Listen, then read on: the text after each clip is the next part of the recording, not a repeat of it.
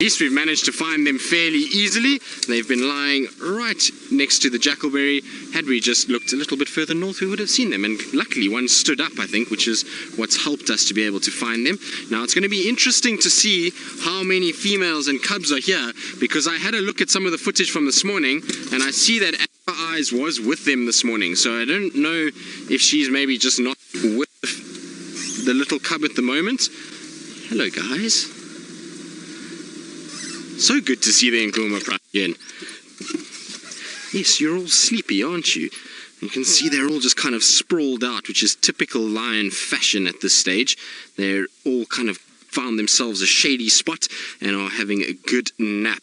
And you'll see the heads, even though they're up now, it's just because we've driven in here. Once we settle down, so the eyes start to get heavy and then the heads will flop back down, and I'm pretty sure that it's going to be a very sort of sedate start to the afternoon with the lions. I don't think they're going to be too active just yet. They're going to wait until that sun dips a little bit. With these clouds rolling in and this wind blowing, it's going to be a perfect night for the Nkuhuma Pride to hunt. So this is very, very cool that we've found them now and we haven't had to search too much, and it means hopefully that this evening, when we sort of sit with them and just be a bit patient, that they may be going to get up and start hunting. They are looking quite thin, which means that they would, in all likelihood, probably try and see if they can't go hunting tonight. And you can see there that belly is sucked in a little bit, and so there is a bit of nutrients needed on behalf of all of them. So I wouldn't be surprised if we see a very active Nkuhuma Pride a little bit later in the day. But for now, you can see it's all systems go for a good nap. They've just flopped back down again to have a bit of a rest. And like I say, it's so good to see them. They seem to just grow every time I see them. The last time I saw them was about 3 weeks ago, and even the little ones are looking as though they've gotten bigger already. Their legs are getting long and they're starting to lose those spots. They're not nearly as spotty as what they were a few months ago. Now, that particular one that's lying out there looks like potentially one of the younger ones. It's difficult now to sort of age them unless they're standing up, because there are no longer sort of massive size differences between the three different litters. There is the sort of younger ones that are slightly smaller, but unless they're lying with the others, it's tough to know who is who. And I have to start learning the whisker patterns on all of them so that we can start recognizing which individual is which. There's definitely no sign of the little cub here, so maybe that little cub is hidden somewhere in these areas, and because the Pride came into this area, Amber Eyes joined up with them during the night, and maybe she's left them during the day today, because at the moment I can only see 3 adult females. I don't see any more than that, but there are a lot that are lying on the other side of that tall grass. You can see in the middle there is a big pile of lions, and they're all kind of resting on top of one another. So inside there, even though you don't see them, there's a whole bunch. And it just shows you how well camouflaged they are. So Francis, you're wondering how old they are. Well, there's 3 different litters of cubs here. So there was 2 litters that were born in May last year and 1 litter born in June. So the one set is 13 months and the others are about a year old. So they've just kind of had their 1-year birthday. In fact, it'd be interesting to know when was the first time they were seen in June, as we can maybe celebrate their birthday if it was a day or 2 ago, and we can wish the Nkuhumas a happy birthday and maybe sing them a little song. Although, Craig, you're not a singer, are you? No, we need Ferg. Ferg is a singer, yes.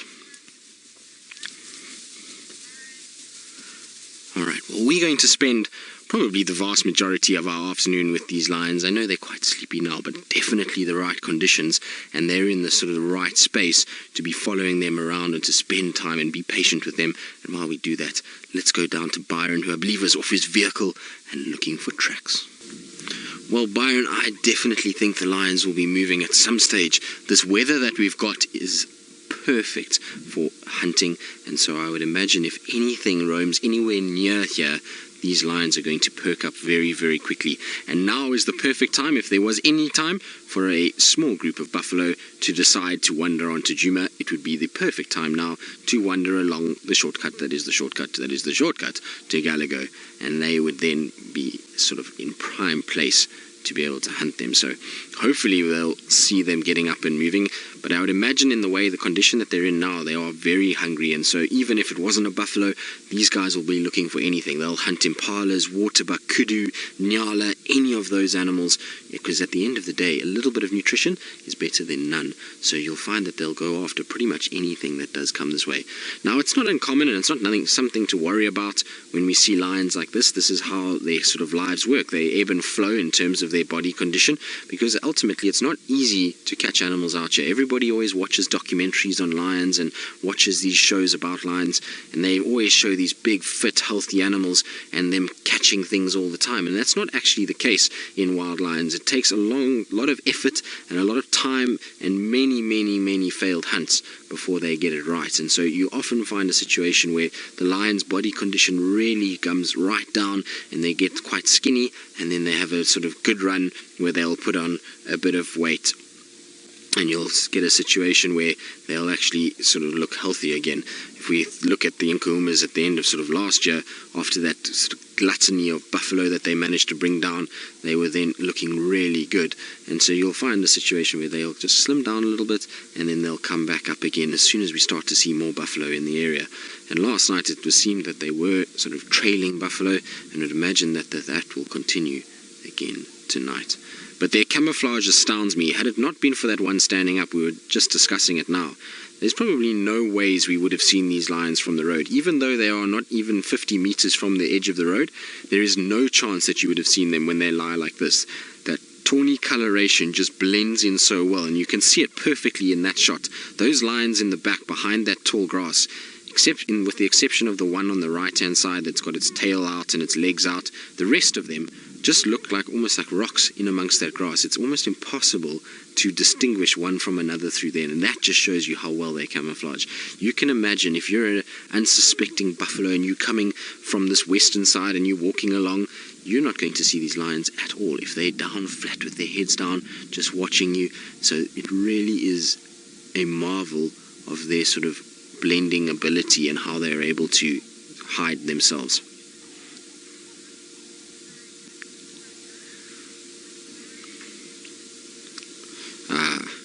So Riti, you're wondering whether or not it's true that the lionesses do most of the hunting and that the males just sit and enjoy the kill once it's made.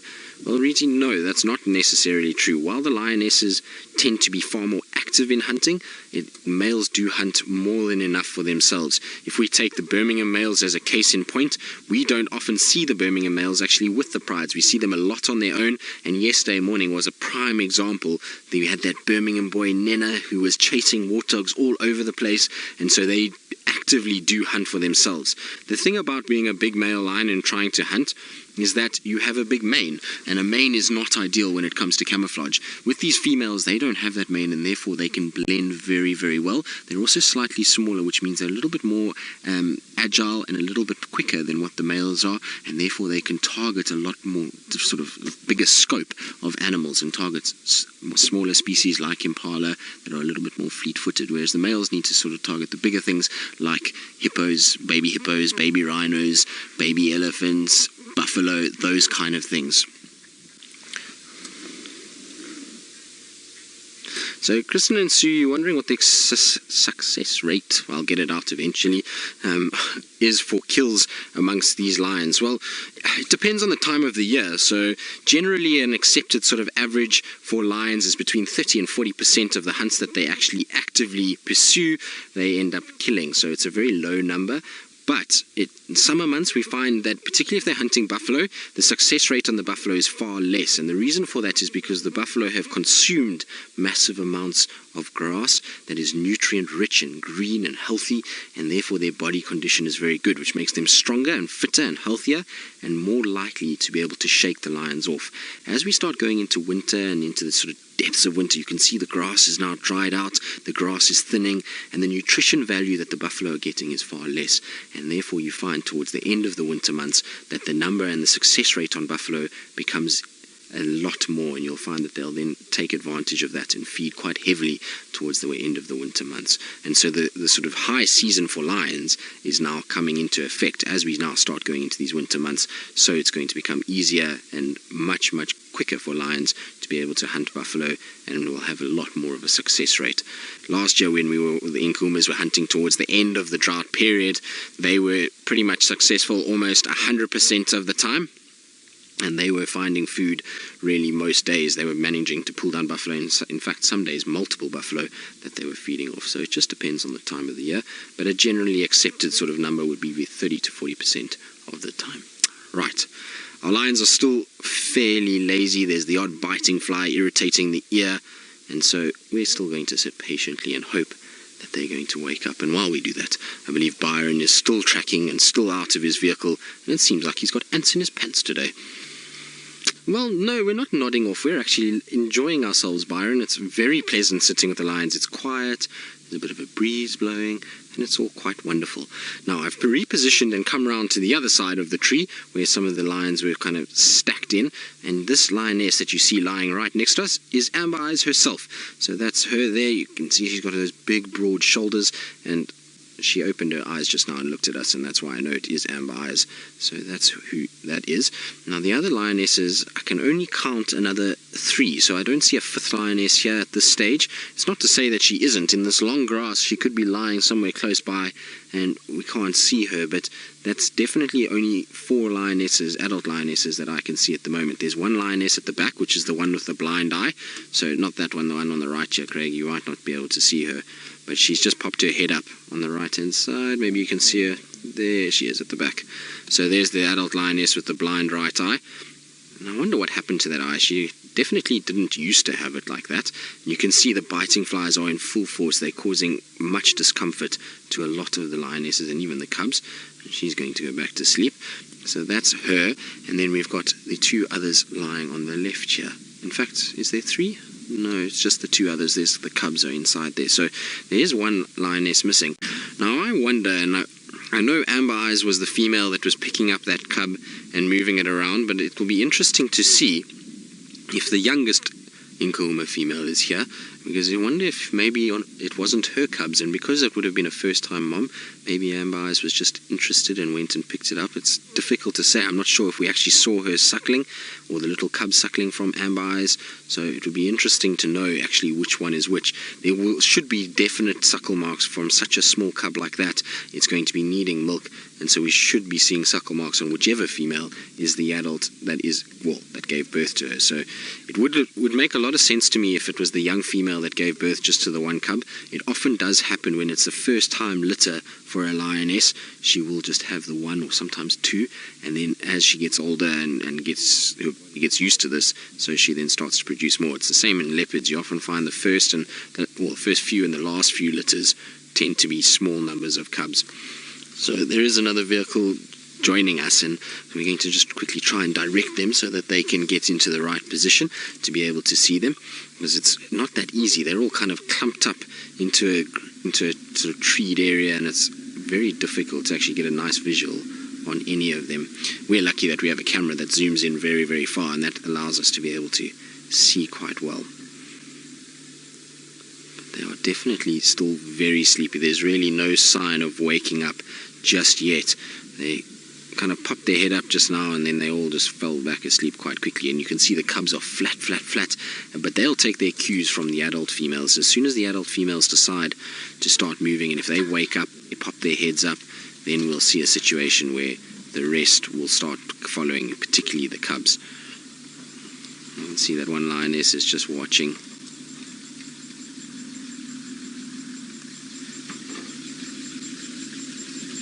So, Aaron, you're wondering if I have any favorite memories of the Nkuhumas.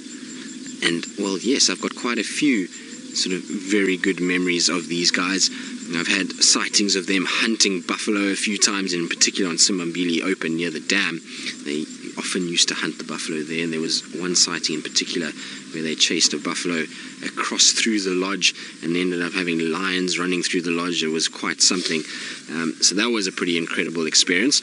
And then once watched them also have an incredible standoff with hyenas. Now, when we were we got up in the morning and there was the sounds of lions roaring, and it was quite faint. It didn't sound as though they were that far away. And we followed up, and we couldn't find anything. And eventually we came across the Nkuhuma Pride on a buffalo kill.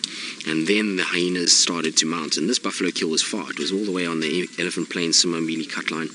And the hyenas started to arrive. And one by one, hyenas came. And eventually it got to the point where there was about 10 or 11 hyenas there.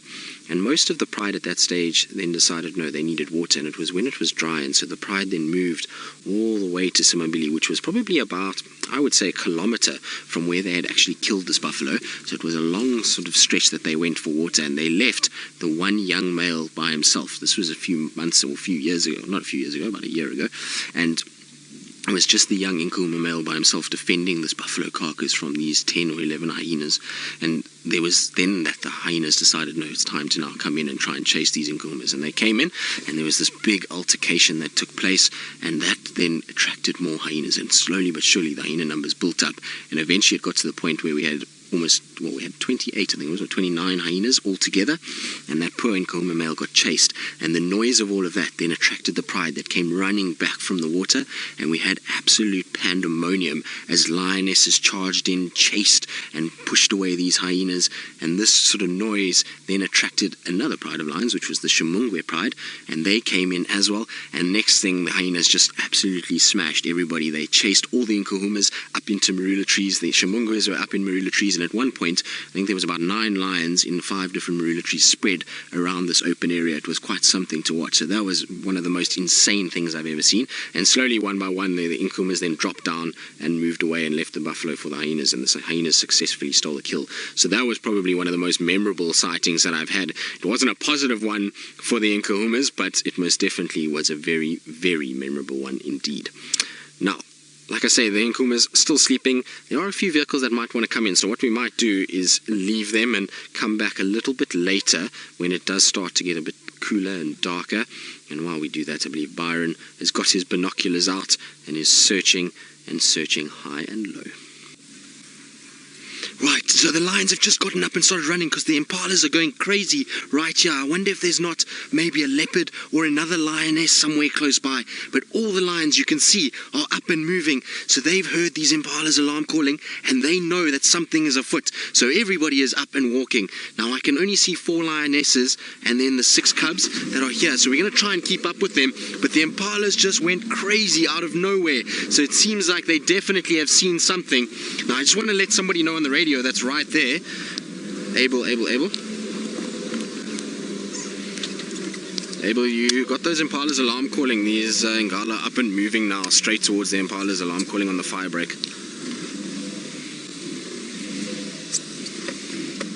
Now you can see the lionesses are trotting down the road, so I'm going to just try and see if I can't get up with them.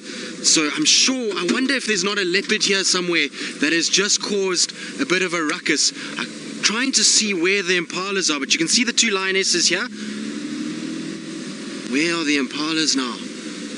There's another lioness off to my right now. The problem is that they're going right to the boundary, so I hope they're not going to cross the boundary now. Let's see, they're trotting. They've seen something. You can see here, they're busy running off to my side. There the impalas are running. Look, the impalas are running right here. So the impalas are shouting just on our northern side here. Let's see what happens. Now the lions are more interested in where the impalas are alarming, not at actually hunting the impalas themselves. But the problem is this is going to take them over the boundary and into the other side. But let's just see, maybe we get lucky. There the lions are running up. I wonder if there's not a leopard here. There's one of the lionesses running.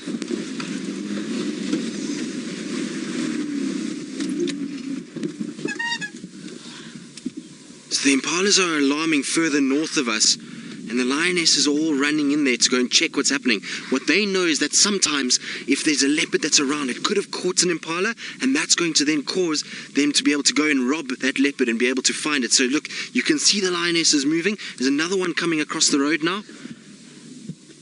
So there we go. See, she's following the alarm calls. But there's definitely another predator here. The impalas went crazy all of a sudden.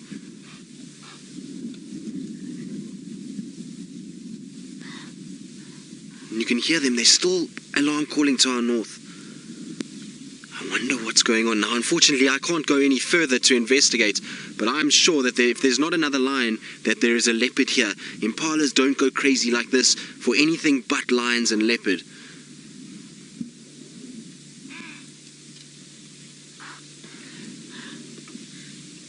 And here come the rest of the lionesses. So that's 4 lionesses that have gone over, and I'm sure the cubs are going to start coming now. What I'm hoping though is that the cubs decide to stay behind and to sleep on the southern side here, and these lionesses go and investigate, and if they find nothing, that they come back to their cubs and that we can stay with them. But it's definitely, they're busy chasing more impalas up at the top there.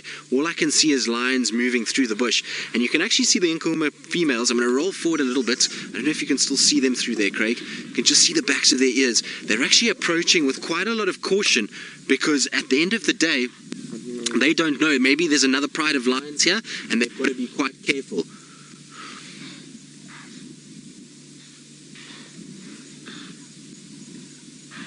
You can see them, they're all looking around and they're being nervous. We also know that the Torchwood Pride does head into this area sometimes, so that's also why they're approaching with a bit of caution.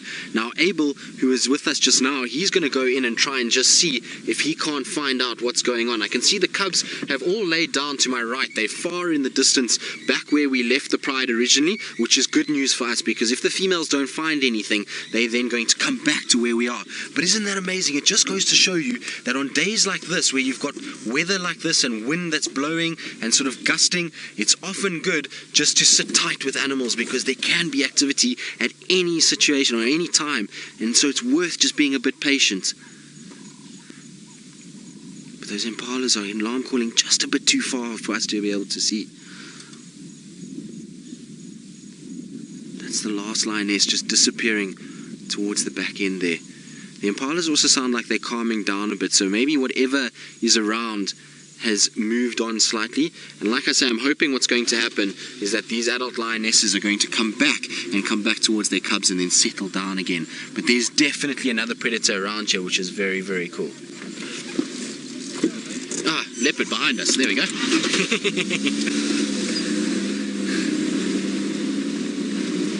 What's going to be interesting is to see how the leopard behaves if it walks in towards the cubs. Just trying to see where it is.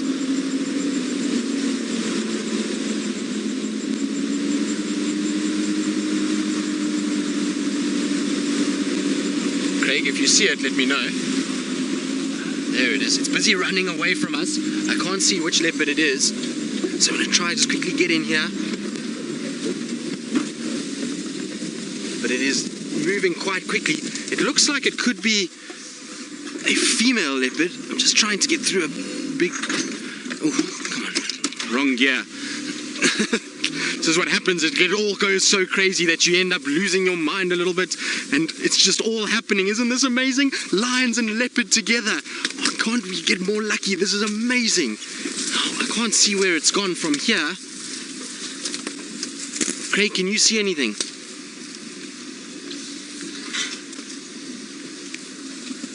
The last I saw was it ran into this direction here on the right hand side.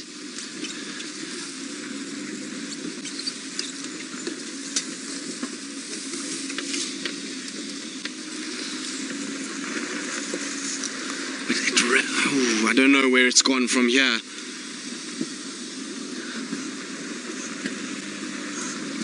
Just trying to see if there's any tracks crossing the road.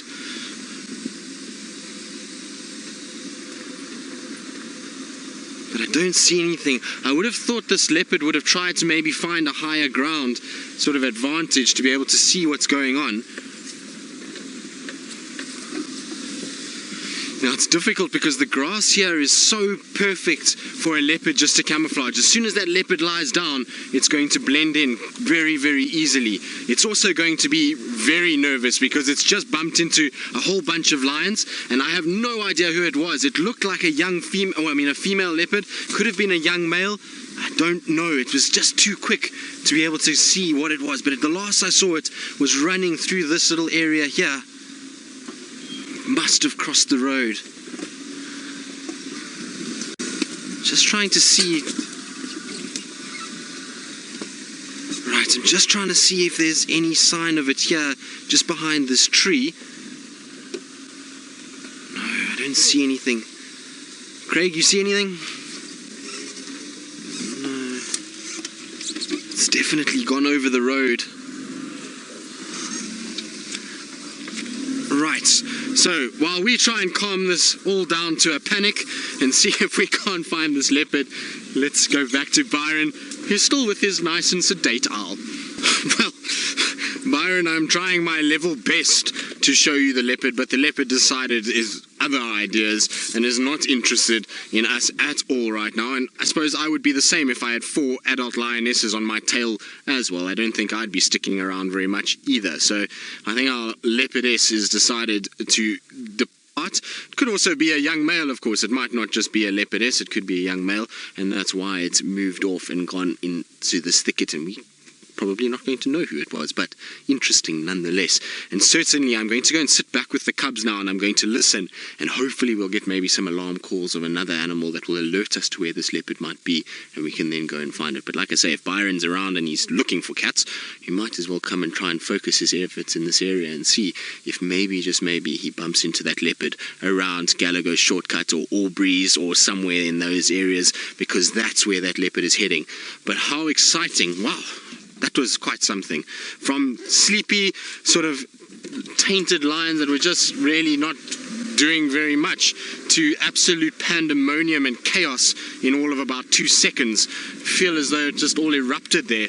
Now, the last time we saw that little leopard was just here in front here, and I'm just trying to check now if there's any footprint whatsoever that's crossed into the side, because I lost sight of her as soon as we kind of got up onto that hill. I just saw her running, and then I just lost her, and I don't know if she just went down into the bush or if she decided to cross. It's also not the easiest place to look. But I'll tell you what, if I was a leopard, I'd also be out of here very, very quickly. No more sign. But let's go and sit with the cubs for a while and just see.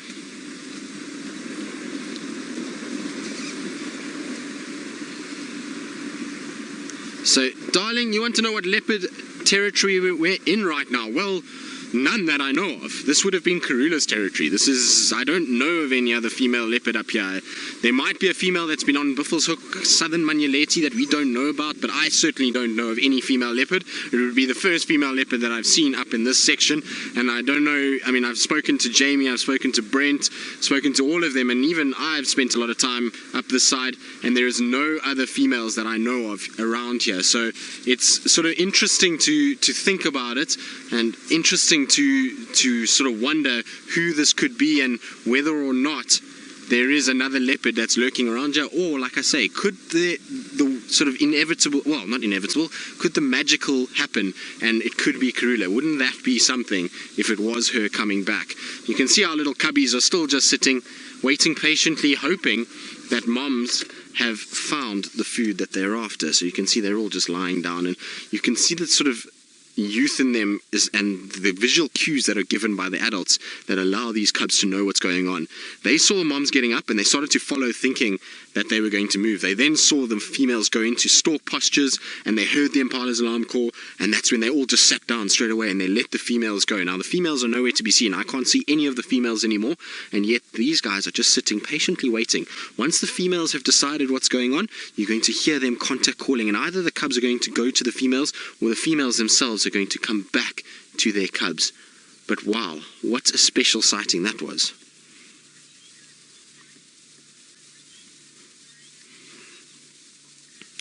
So, Kirsten, you want to know whether the lionesses would fight or if they would call the cubs back.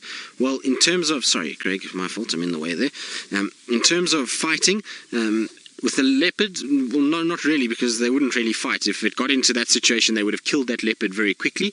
But in terms of chasing the leopard, yes, and then they'll come back to the cubs and they'll call. Either they're going to call the cubs to where they are if they found a food item, or they're going to come back and settle back with the cubs themselves. Now, I believe all of you are hoping that that leopard is Karula. Well, wouldn't it be something if it was? I I don't know if it would be just because of the behavior of that particular cat. Granted, there are lions around and it is nervous, but as soon as we turned and tried to follow it in the bush, that cat started to run. It was kind of trotting, but it wasn't really running too fast. But as soon as our wheels touched the grass, it then took off at a rate of knots. And so that tends to tell me that this is a leopard that is potentially very nervous and not used to us in any way whatsoever. So I would imagine that it's probably not Karula, but like I said, can we not wish and can we not hope? And wouldn't it be amazing if it was? Right, well, let's go back across to Byron, because Byron has had a lot to say today, and he seems to be the all-knowing wonder of the world, and so maybe he knows which leopard we've just seen. So now Byron's playing secret messages. It's fine, Byron. There's a thing called YouTube and a thing called Periscope that I can go and find out later how to, what you said and what has been spoken to me. So I will get you a little bit later, don't worry. And hopefully Byron, after we've now given him accurate directions, will be a little bit more successful with his search for the spotted cats. It seems that Craig here, who has found everything this afternoon, is going to have given Byron a one-up to be able to even try and be successful this afternoon.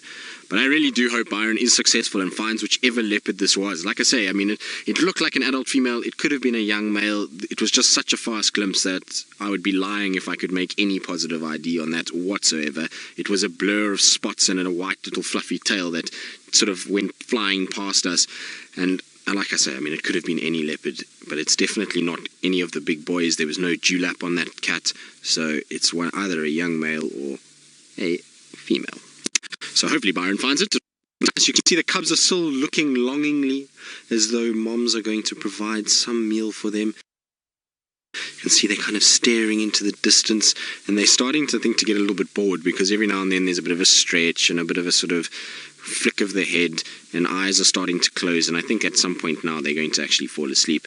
I believe that the females themselves saw them, and I would imagine they are actually tracking that scent for the leopards, so maybe they're coming back this way, and I wouldn't be surprised if we see the females rejoining this group of youngsters fairly shortly, and if not joining them, at least calling for them, that they then go. But I'm very, very, very, very glad that the young ones decided to at least sleep here, because it means that we get a little bit longer with the Nkuhuma Pride, and they're all now at least got their heads up and are a bit awake, and so that makes life a lot better. But wasn't that an amazing sort of set of circumstances? It's just unbelievable. It went from this sort of sedate, tranquil afternoon to just absolute chaos. And that's what the best thing is about this job, and the best thing about living out here is you just never know what's going on. You never know for any second of the day what's going to happen, what's around any corner, and it can go from quiet and nothing around to just stuff everywhere, and it really is pretty insane. So maybe it's a good time now to make a one-word tweet as to what you all felt during that experience, as to what was going on and how you felt during the sort of chase of the lions and the leopard pop out and all of what was going on. For me, it was just sheer excitement. It just seemed like everything was happening at once. So it was very, very cool indeed. And this is the best thing about following lions, is that you never know with lions, and being the apex predator, often they are the ones that will flush other predators. You know, a leopard, had it heard alarm calls, might have gone and investigated, but would have moved away from lions, whereas lions themselves will sort of actively go after even a leopard and cause quite a bit of a sort of stir. So it's very, very, very good to spend time with lions when they're hungry like this. And I remember, it was about 2 years ago, it must have been 2015 or maybe it was 2016, when Brent spent countless hours with the Nkuhuma Pride, and he was convinced that they were going to kill and hunt, and eventually he got that hunt on live TV of the buffalo, and I think it was Scott that was with him at the time, but it was insane to watch. And this is the same kind of situation. The Nkuhumas are at that stage. They're hungry and they're looking, and spending time with them now over the next few days, hopefully they'll stick around in this area, and then hopefully we'll see quite a bit of action out of them like what we've just witnessed.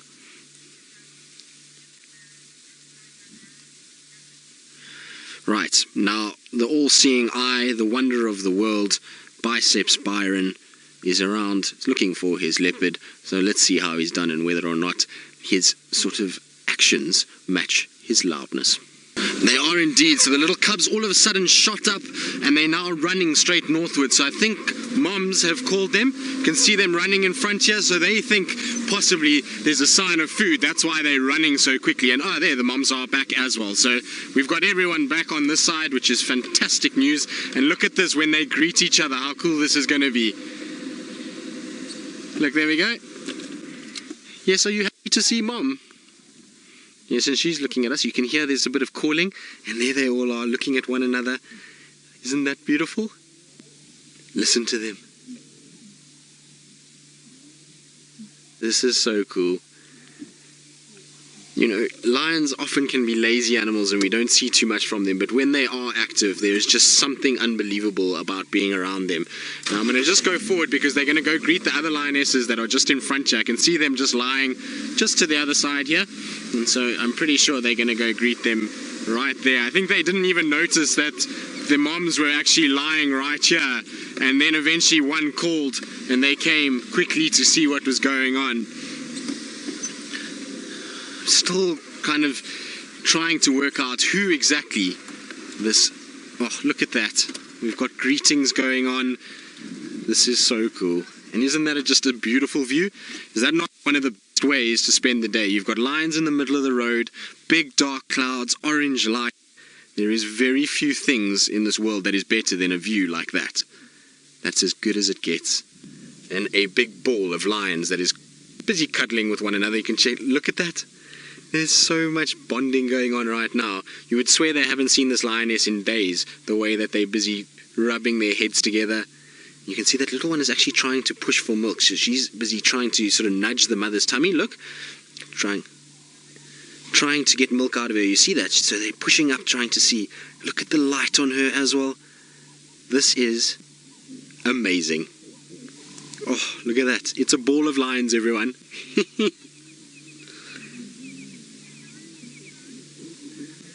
So, Rebecca, you're wondering if lions purr. Well, no, they don't. So lions are not like cheetah and our domestic cats.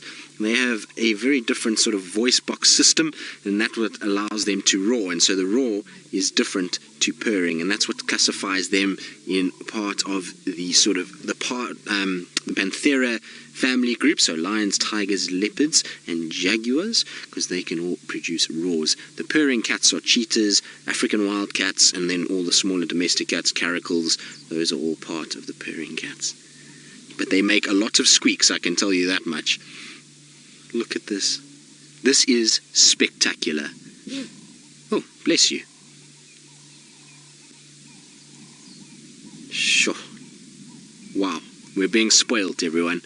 This is why the Nkuhuma Pride is such a firm favorite amongst all the guides here, as well as a lot of you at home. And you all love spending time with them because of all these incredible interactions that we get with them. The sort of social element that the Nkuhuma Pride brings, and the sort of movements and the amazing sightings that we've had means that we end up with just the most incredible visuals of lions when we're with them. They really are a special group of lions. Now I just need to tell Byron, because Byron's in the right area, but he's just going the wrong way. Byron. So Byron's just south of me at the moment. There's the other females. They've now spotted the other females. That's why they're running into the bush. Byron.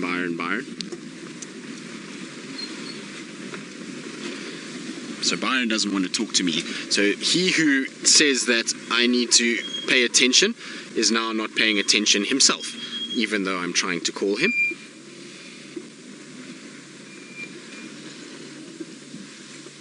Yeah, Byron, you need to head west from where you are. So that leopard crossed west of where you are and where you see us, heading in a southerly direction. So sorry guys, I'm just in the way. Oh, and a big jump just across the culvert there, and up they're going. Now eventually we're going to get them right here. The rest of the pride is lying all just on the other side. Well, have they gotten up to move? No, there they all are. So we just see them through that gap over there. Craig, do you want me to go forward a bit? I think maybe forward might be better. Let's try forward and just see what we get. It's not that much better, but it it is better nonetheless. Now the females are getting a bit upset because the cubs are all trying to suckle. They're so hungry at the moment that they're wanting to suckle from their mothers, and so they're causing a little bit of distress amongst the females because they're all over them and nudging them, and I think the females are getting a little bit irritable by what's going on.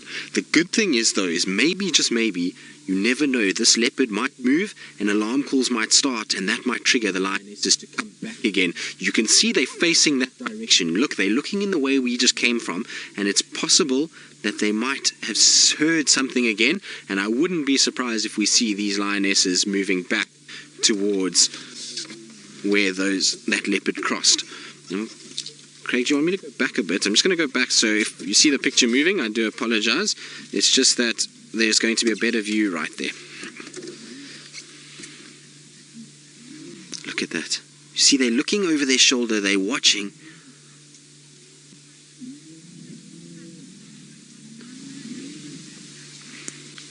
So, Paul, you're asking if I get the chance, will I check for suckle marks on Amber and the young female? Well, yes, I most certainly will. I'm trying to look. I can't see anything at this stage, and to be honest, the grass is so long, I think we're going to battle to see actually if there are any suckle marks. The chance was when they were all on the road, and I actually got so caught up with the little cubs that I forgot to check, to be honest with you, so that is a bit naughty of me. I do apologize, but I certainly will try and look, and if I get a view of them, I definitely will try and sort of see if I can't find some sort of suckle marks on any of them that are there. But to be honest, there was nothing blatantly obvious when I was watching them kind of cross the road.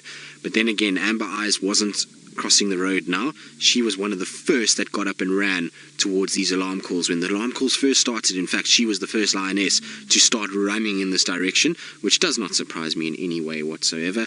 Amber Eyes always is the one that gets involved. It was her and the female with the blind eye that were leading the charge, followed by this lioness that you see here, and then the fourth one that just moved away from us at the moment. But isn't this cute? Them grooming themselves. Now, I do apologize about the few branches in the way, but unfortunately they are now on the northern side of the boundary, and so this is as far as I can go, and I'm trying to find the best little gap that I can, but they're just lying behind a little combretum there, and so we're going to have to just have a few branches in the way. But that's okay, it's still very pleasant to be with the lions themselves.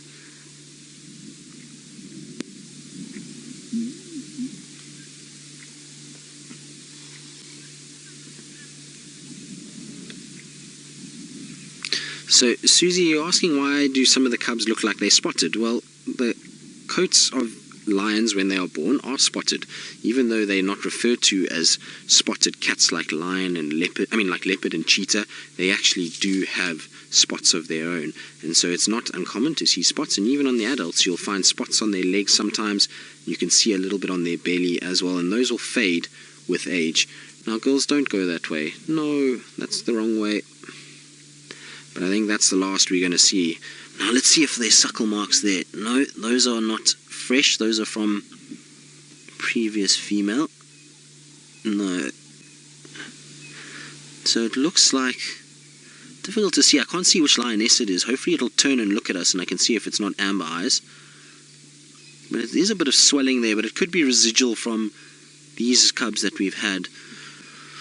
But I think it's the last we're going to see, unfortunately, of the Nkuhumas this afternoon. Once these two get up, that's going to be the end of that. They're going to go, there's a dam straight north of us here, not far at all, maybe I would say about 200 meters, and that's where I think they're going to head. But let's stay with them for as long as we can. I see that they've laid down some of them now as well. Nope, onward and forward they're going. You can see how those black tips to the ears really work well when they're trying to see one another from behind. It really does contrast very, very clearly against the white grass. Oh, there's a little cub getting some mom time, getting a good grooming.